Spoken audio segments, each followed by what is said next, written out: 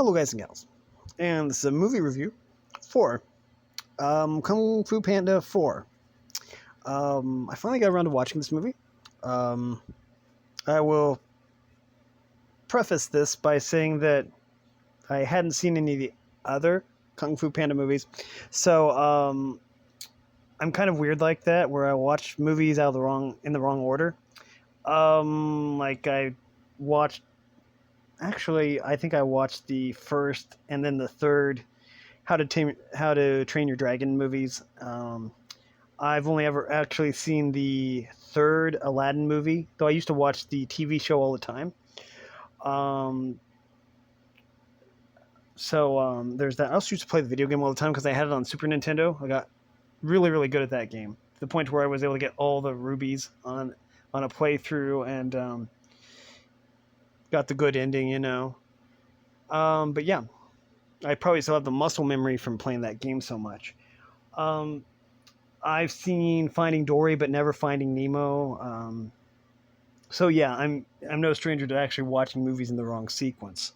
Um, but yeah, so it just makes it interesting. So that might give me a unique perspective on this movie. I know there's some people out there that don't like it. I mean, there's some channels out there like CinemaSins that it's their job to basically hate movies. And no hate. I mean, it's good content. But yeah, and they did make some good points. But anyways, in my unique perspective, um, I actually really enjoyed this movie. I would say, just as a whole, it kind of reminded me of Zootopia, but basically that is because basically all the animals are anthropomorphic animals. Um, so basically comparing it to Zootopia is kind of like comparing apples to oranges, I suppose. Basically, because they both take place in a world where there's anthropomorphic animals, basically. Um, on the surface, very good. Good. It's a very good looking movie. I thought the character models that they used were really, really good, really, really advanced. Um, hmm. Yeah. I thought the animation was really good. I thought the soundtrack was amazing. Um, let's see. I especially liked. I know that I think it was CinemaSins that didn't really like the version of Crazy Train that they used in the movie. Apparently, DreamWorks had like the rights to Crazy Train, so they used it in 3 separate DreamWorks movies, which is perfectly fine with me. I mean, if you have the rights to the song, you might as well use it, and so I don't see anything wrong with that. I've only actually heard the version that they used in Kung Fu Panda 4, and it's basically one of my favorites because I really like the way I really like that version. It has kind of an Oriental feel to it, but also you can tell it's Crazy Train. Um, so I personally really like that about it. I like that song. Um, I thought that the soundtrack was very poignant too. There was Tenacious D also did was it Hit Me Baby One More Time? Give me just a sec. I can't remember exactly. I know I really like this song. Um, oh wait. Okay, we'll click this, and we'll say Kung.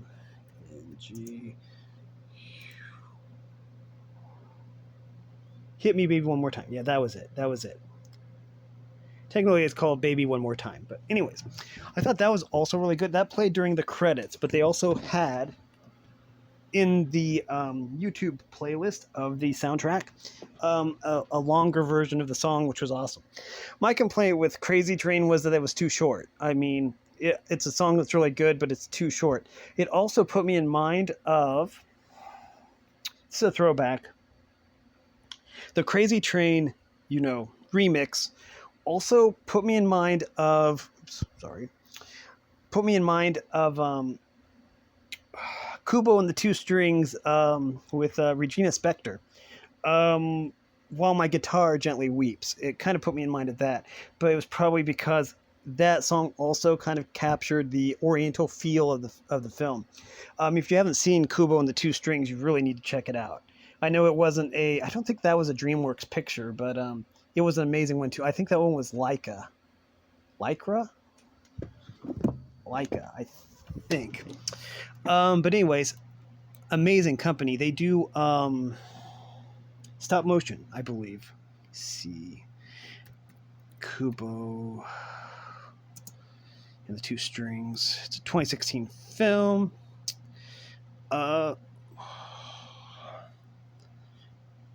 Leica, yeah, Laika, Leica. Stop motion animation. Growing up, this is story time. Growing up, I really wasn't too keen on stop motion animation. I didn't really care for it much. And then when Kubo and the Two Strings came out, I was like, well, what's this movie about? And I didn't really give it a chance, so I didn't really get to ever see it in theaters because I never really gave it a chance. But then when I actually rented it from, I think it was, first time I saw it, was back when the gas station basically used to rent movies out. I think that was when I saw it, and I fell in love with the movie right away. I think that people should study that movie if they want to make a good movie, because I think that it's a movie that does everything right. But I know this is about Kung Fu Panda 4 and not Kubo and the Two Strings. But anyways, what I'm saying is, While My Guitar Gently Weeps was a lot like Crazy Train, in that I think they both captured the Oriental feel of the film. But yeah, got carried away there. Sorry about that. Trying to put this Crazy Train back on the tracks. I felt that the movie Kung Fu Panda 4 was very well paced. I didn't find myself getting bored or anything. There was always something going on. There was also breaks in the action, which was really refreshing because there's several plots that are going on.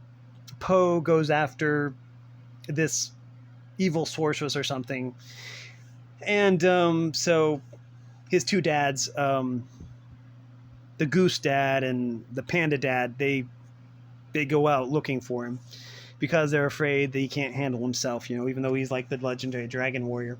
And apparently he found his Panda Dad in one of the movies. Like I say, I didn't know where he got two dads from because I hadn't seen any of the previous ones.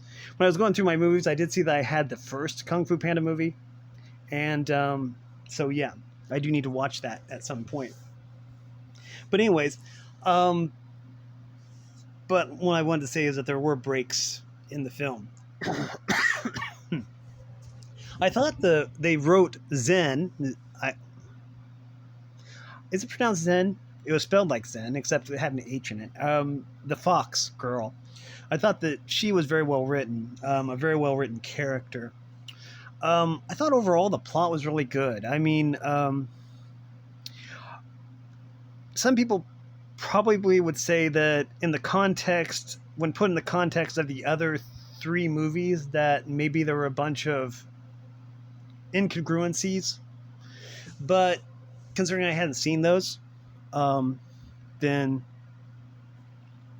I guess it didn't really apply to me, or it didn't really affect me in any way. I will say that in terms of movies that were similar,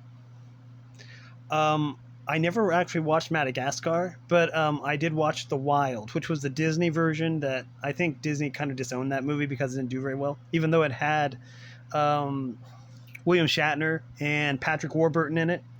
I actually really liked that movie.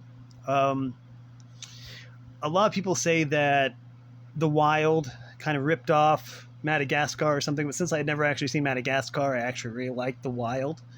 I thought that the humor was on point, and even I'm pretty sure that was the movie that also used Coldplay's song Clocks, and I really do like the song Clocks by Coldplay, and they played that during one of the scenes. But yeah, anyways, I'm getting just distracted there again by other movies. I felt that this movie did a lot of things right.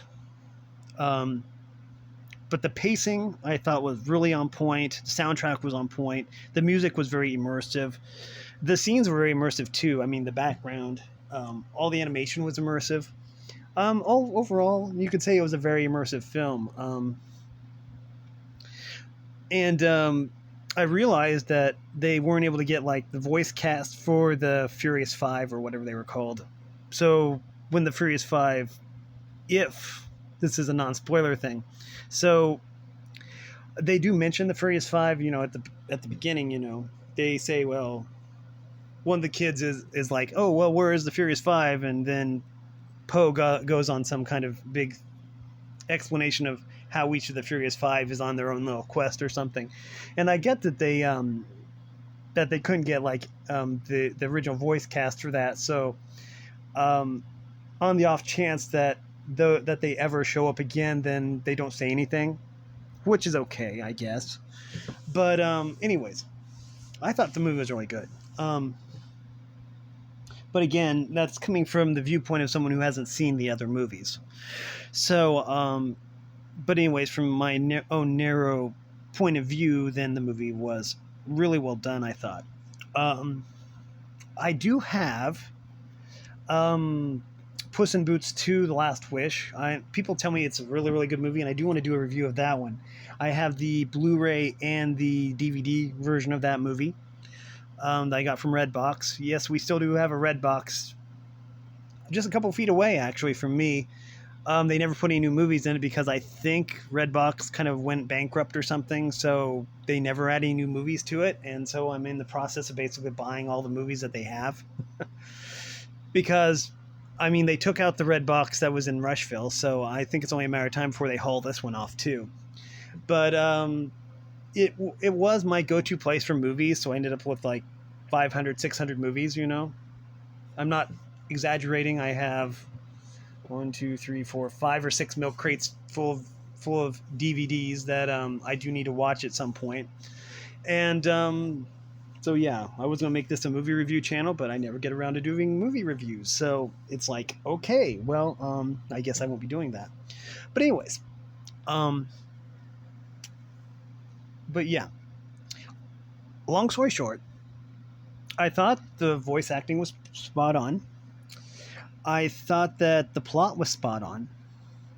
I think this movie nails a lot of really good things, and I really like the character models. I guess what I also like is that there are goats in it. The goats are cool. I do like the goats. But what I will say about that, though, is that I think that they were basing the goats off of bighorn sheep. I think most sheep are caprines, the same family as goats and sheep. So bighorn sheep are actually goats. Both the males and females have horns, so I think they used a male model for all of the goats, which is perfectly fine. But I just wanted to put in there that both the males and females have horns. Kind of like how basically female reindeer have their antlers longer than the males because the males only need them when they're fighting for mates, but the females need their antlers like year-round to protect their young. The more you know.